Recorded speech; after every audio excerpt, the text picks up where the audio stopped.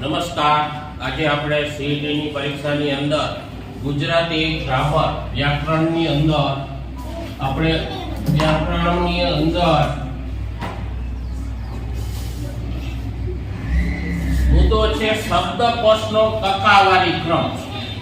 તો આજે આપણે શબ્દકોશનો કકાવારી ક્રમ છે એના વિશે આ વિડીયોમાં ભણશું. તો શબ્દકોશ તમને ખ્યાલ છે કે શબ્દકોશ જેમ તમારે ગુજરાતી પર્યાવરણ ગણિતની બુક આવે ને એમ દરેક ભાષાનો શબ્દકોશ હોય.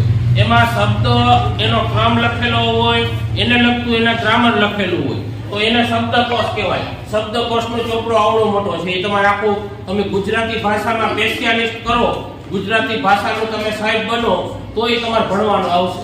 પણ અત્યારે આપણે થોડી બેઝિક માહિતી શબ્દકોશની મેળવીએ છીએ.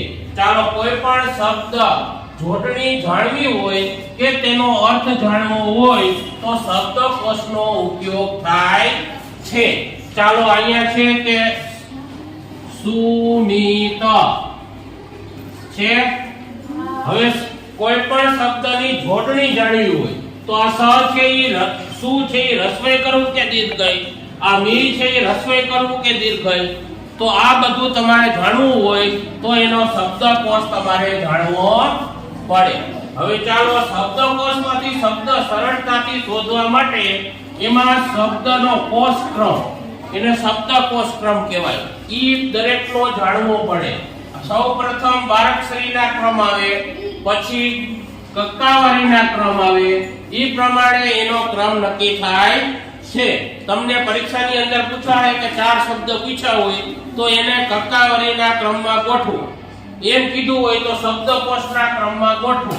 તો પહેલા બારાક્ષરીના ક્રમ અ, અમ, આ, ઈ, ઉ, આ બધા અક્ષર આવશે સ્વર. પછી આવશે કક્કાનો ક્રમ. ક, આ જો અક્ષર ખ, ગ, ડ, ધ. આમાં જે વચ્ચે શબ્દ આવ્યા ને એ તમારે યાદ રાખવાના. બરાબર, એનો ક્રમ છે.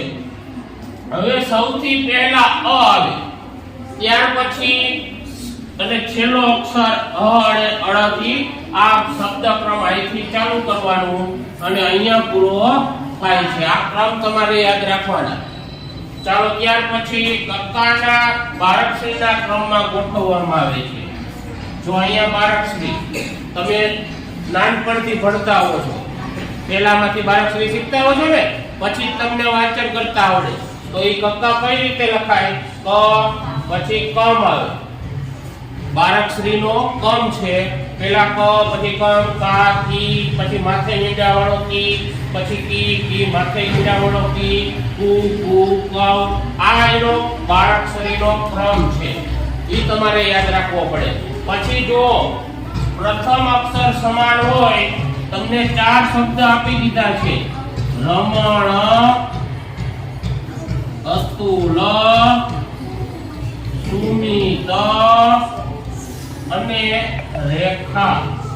ચાલો, 4 શબ્દ આપેલા છે. તો સૌપ્રથમ પહેલો અક્ષર જોવાનો. પછી જો પહેલો અક્ષર સરખો હોય તો બીજો અક્ષર, અને ત્રીજો અક્ષર બે સરખા હોય પહેલા 2 અક્ષર તો ત્રીજો અક્ષર તમારે જોવાનો. અને શબ્દકોશના ક્રમમાં ગોઠવવા માટે એટલે સૌપ્રથમ 1 થી 3 અક્ષર વારાફરતી ક્રમમાં તમારે જોતું જવાનું. જે તે અક્ષરનો બારાક્ષરીનો ક્રમ પૂરો થાય તો જોડાક્ષરોનો ક્રમ શરૂ થાય.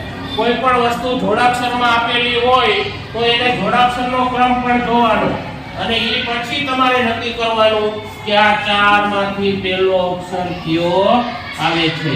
ચાલો, રમણ, અતુલ, સુમિત અને રેખા, એમાં પહેલો અક્ષર કયો આવશે? અ. તો હાલો, ચાલો, 1 નંબર અ. હવે બીજો, આ જોતા જાવ, એ બારકડી છે, રેખા, કક્કો છે જ અહીંયા.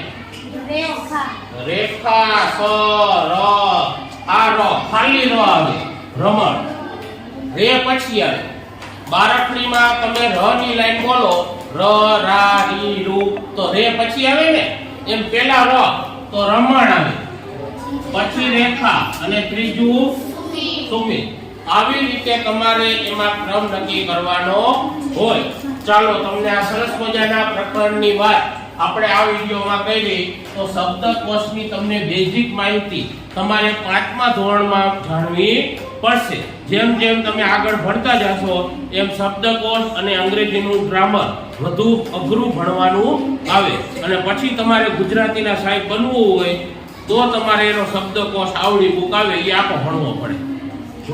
જોડણી સુધારવાની એ બધું એમાં હોય. એટલે આ બધી વસ્તુઓ તમારે આગળ શીખવાની આવશે.